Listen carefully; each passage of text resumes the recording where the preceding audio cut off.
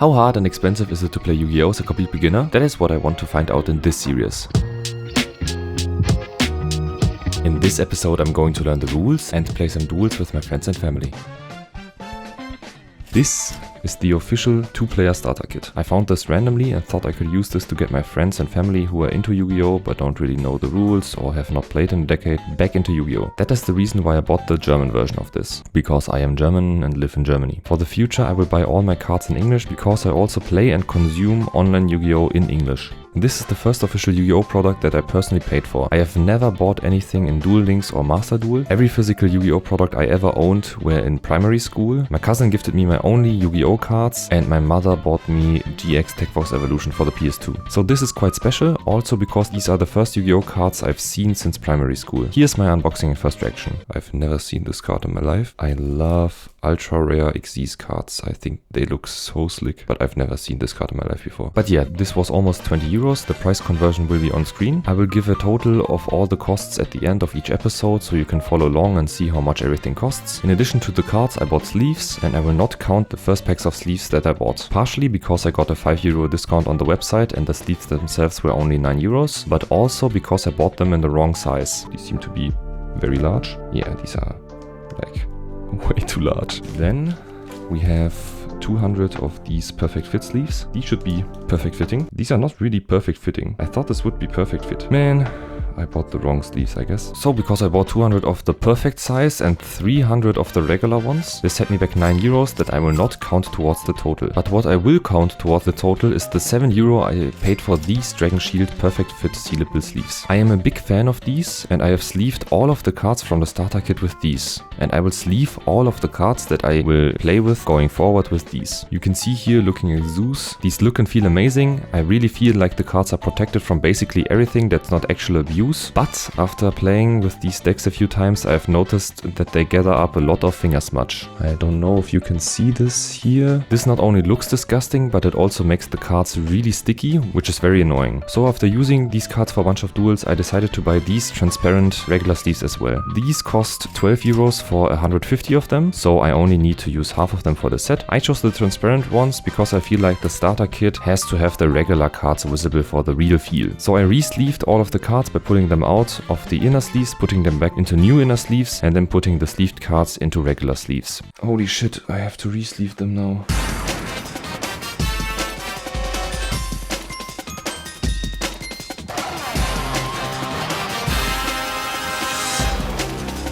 As you can see, the cards are way thicker when double sleeving them with the Titan Shield sleeves. I would not recommend double sleeving if you want to use Titan Shield sleeves. For my main deck going forward, I am going to buy some Dragon Shield sleeves, and Dragon Shield claims that double sleeving with Dragon Shield inner sleeves and then Dragon Shield regular sleeves should work without a problem. To save on some money, I tried washing the inner sleeves with water and soap and leaving them to air dry. This didn't work out at all. They did not want to dry on the inside, not with air, nor with a hairdryer, nor with toilet paper. You can see the water in the corners here. Also, after mostly drying, they looked worse than before, so I just threw them away. This is 7 euros down the drain, but you live and you learn. I will not count that towards the total, by the way. Anyway, I've played through the scripted duels 3 times now, and I've played a few duels afterwards with the same deck. I don't want to spoil the entire comic, but I will quickly explain what rules and concepts the comic covers and what it skips over. The comic explained the basic rules like 800 life points, you win when the opponent's life points reach 0, you draw 5 cards at the beginning, etc. Since this is a scripted duel, player X always starts, but the comic takes time to state that you would normally randomly choose who starts. Then the comic proceeds by explaining everything listed on a monster card, like type, attribute, level, etc., how normal summoning works with tributing, and what attack and defense positions are. The comic also takes time to explain that you don't draw in turn 1 and how this is more balanced since starting the duel is an inherent advantage. The comic then takes a lot of time to explain every rule regarding battling, how you can freely choose with monster fights which, what states there are after a battle.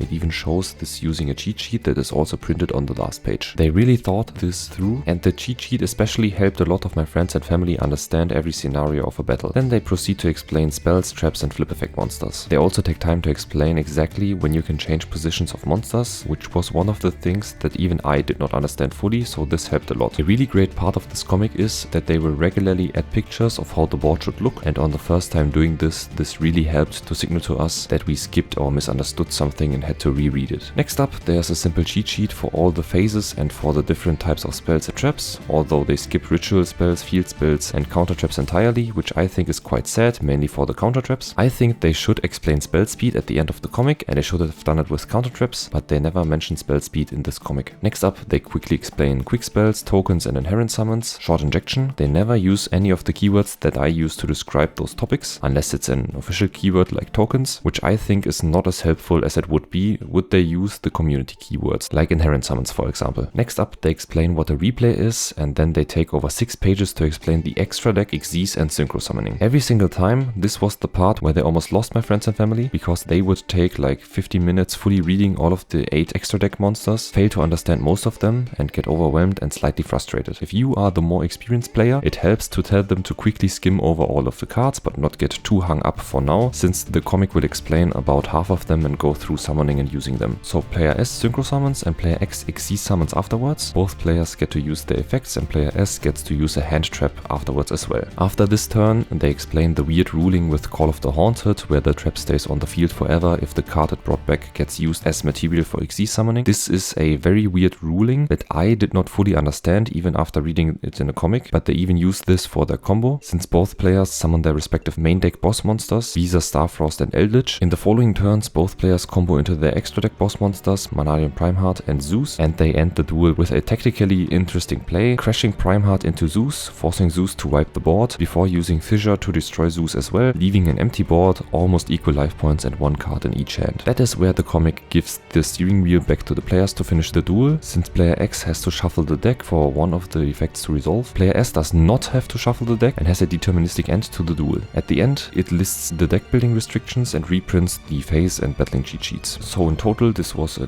lot of fun. The comic was not perfect though. We had to Google a few interactions, and since Google is not very helpful for that, I set up Edo Pro and played through some of these interactions to test them. I recommend Wikipedia under the page card ruling for quickly looking up commonly asked questions. But this page, for example, is missing the ruling regarding Xyz material and Call of the Haunted specifically. The part of looking weird rulings up was not great and dragged out the duration of the duel. It took almost 2 hours to play through the scripted duel for the first time. Afterwards we played each other with the same decks for like 2 or 3 hours, and it was a lot of fun. Every other time with other people I would give a TLDR of what is happening, and because of that, and because I already looked up all of the weird rulings, the next duels went by way quicker. They took like slightly less than 1 hour. I would have liked them to explain a bit more though, mainly spell speed, link summoning and problem solving card text, since these are big parts of the modern game, but I am fine that they did not explain fusion summoning and ritual summoning, since these two are pretty self-explanatory, and I am fine with them skipping pendulum summons, mainly because they are very complicated and also rarely used. If you want to learn about spell speed and problem solving card text, you can go to the official Konami website and look the tutorial up there. These are explained beautifully in most languages, and I will just recommend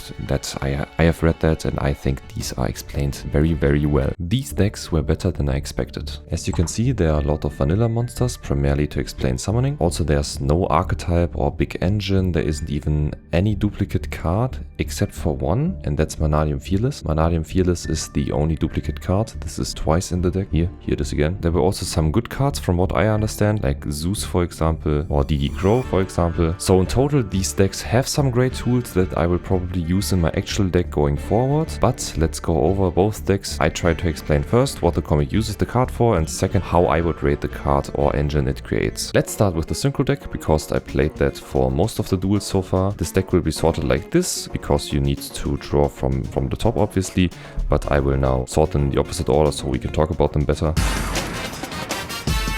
So this is in drawing order. You start off with a bunch of vanilla monsters, but I was very happy to see Elemental Hero Sparkman, because I've played a lot of GX Tech Force Evolution and I've played a lot of Elemental Heroes. This gave me great nostalgia.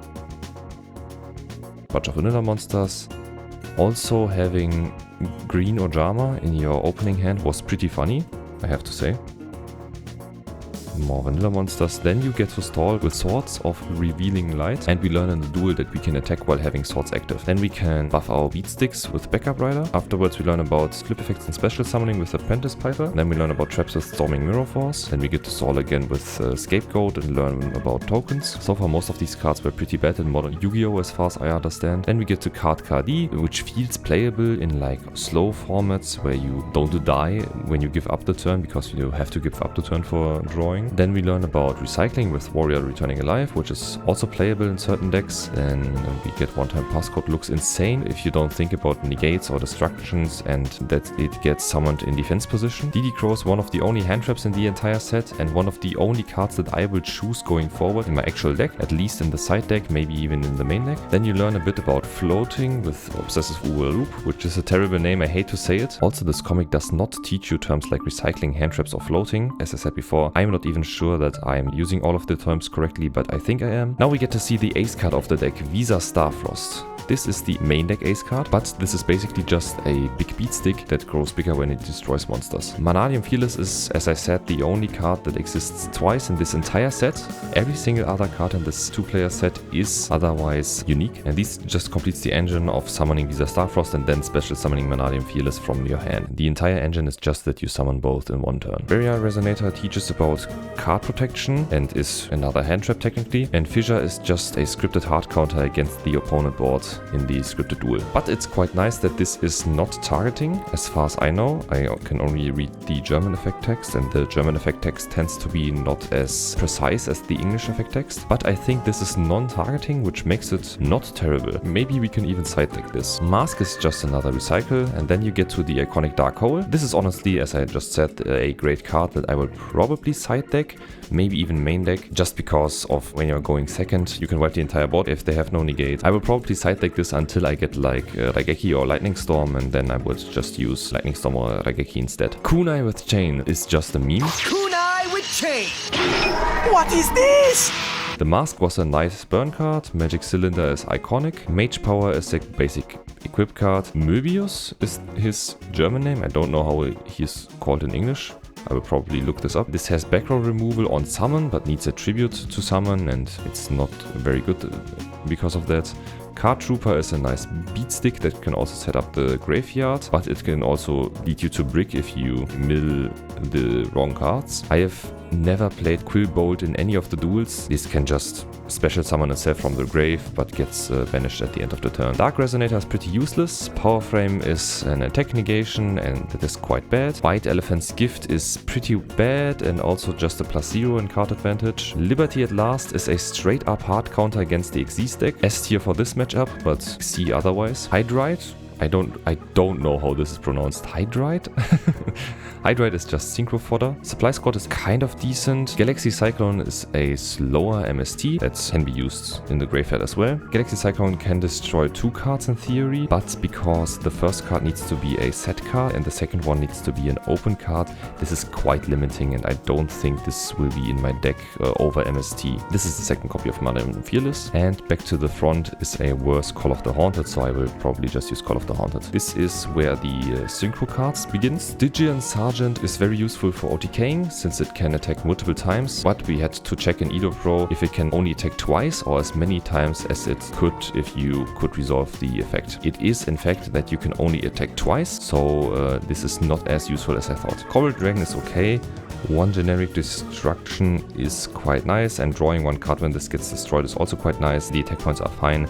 This is quite an okay card. Rhino Saber is okay, since it can special summon other level 7 monsters when it gets destroyed, but honestly I have not summoned this once in any of the duels. Primeheart is the ace card of the entire deck. It is displayed at the front of the deck, and it has protection when it's summoned using Vanadium cards, which there are only 2 in the entire deck, so I don't know why. Because it can attack multiple times if you use multiple tuners. This can OTK theoretically, but I have never managed to do it. And this can float into Visa Starfrost, into the other ace card when it gets destroyed or banished, which is quite decent. That's it for the synchro cards. Let's put them away. The Xyz deck starts off with some vanilla cards as well, but one of the vanilla monsters is Alternate Art Dark Magician. like one of the 10 alternate arts Dark Magician. And this was very nostalgic, very nice. This will probably ring way more nostalgia bells compared to the Sparkman. And this deck in general is a way bigger nostalgia bait, as you will see shortly. Yellow Jamas, also quite funny. Trade In is a decent card in decks that have a lot of level 8s, but is kind of misplaced in this deck since this is only one level 8. No Entry is just a stalling trap. Draining Shield is also just for stalling. White Ninja is a decent destruction but very slow since it is a flip monster. 1000 Knives only works with Dark Magician and you only have one in your deck and you can't even special summon Dark Magician in any way, so this goes in horrible tier. Cost down is decent for this deck but terrible otherwise. Call of the Haunted is a worse monster reborn. It is at 3 and reborn is only at 1, so I will maybe use this going forward. Cyber Dragon is also a big nostalgia card, especially for me. I think this is a bigger nostalgia card than Sparkman is. Yeah, you can see that for nostalgia purposes I like this deck way more, but this will get even better. Eldritch is the main deck boss monster, the ace card of this deck. And Eldritch is quite decent. It's definitely better than Visa Starfrost. You can throw Eldritch in the grave with a Spell or Trap, and then with another Spell or Trap you can get him back into your hand and instantly special summon him, and he gains 1000 attack and defense for your turn and your next opponent's turn. This can infinitely float. This is quite nice. I think this card is way stronger than Starfrost. The comic does not teach you that you are allowed to combo this card in one turn. We had to test it in Edo Pro and you can actually combo this in one turn. You can throw it into the grave and then take it back and summon it instantly in one turn. And because this can float infinitely, this is way better than Starfrost. This is a decent card. If the Synchro deck had no shuffle back cards, this would be extremely busted against the Synchro deck and easily the best main deck card in both decks, but the Synchro deck has some hard counters to this card. Skilled Successor is just an attack boost. Crane can summon a rank 3 Xyz monster by itself if you have a level 3 in the grave, which there's only one in the entire deck.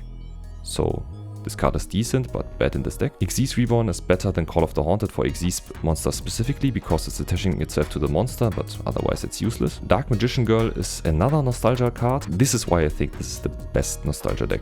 Dark Magician Girl, and Cyber Dragon is really great for nostalgia. I don't know why the Xyz deck has way better nostalgia than the Synchro deck. Chiron is basic back row removal.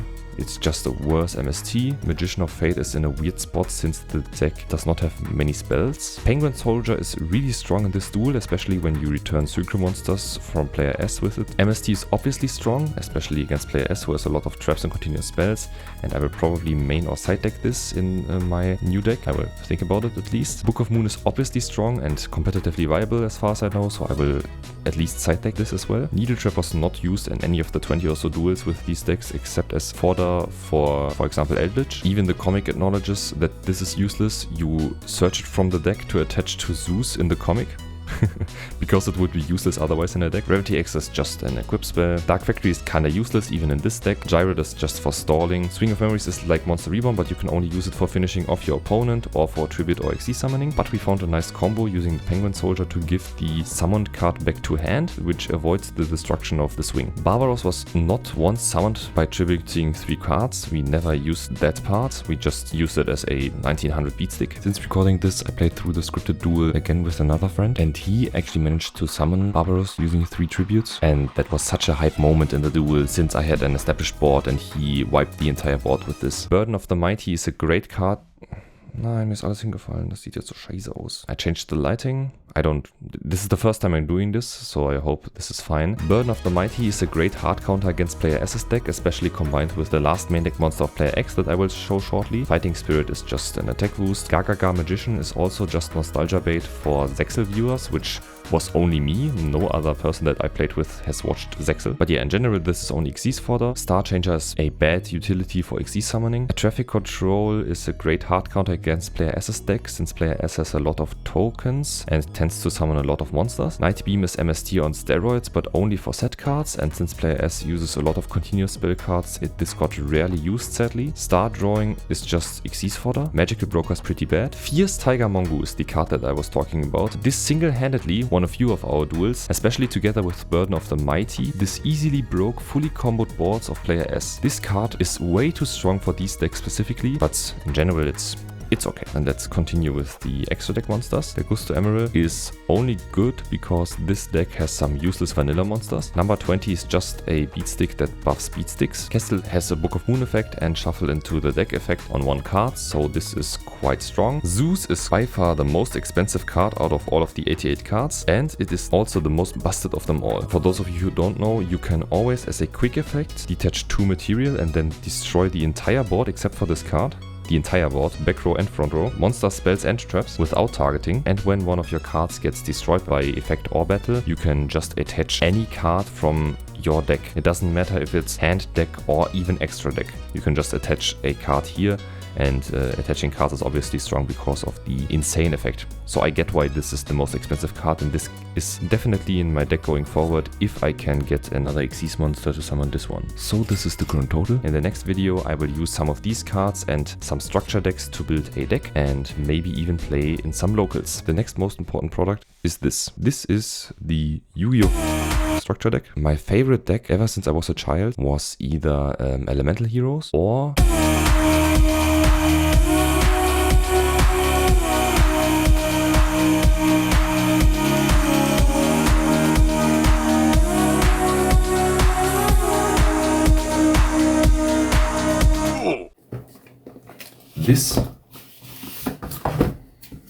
this with Swords of Revealing, Swords of Revealing,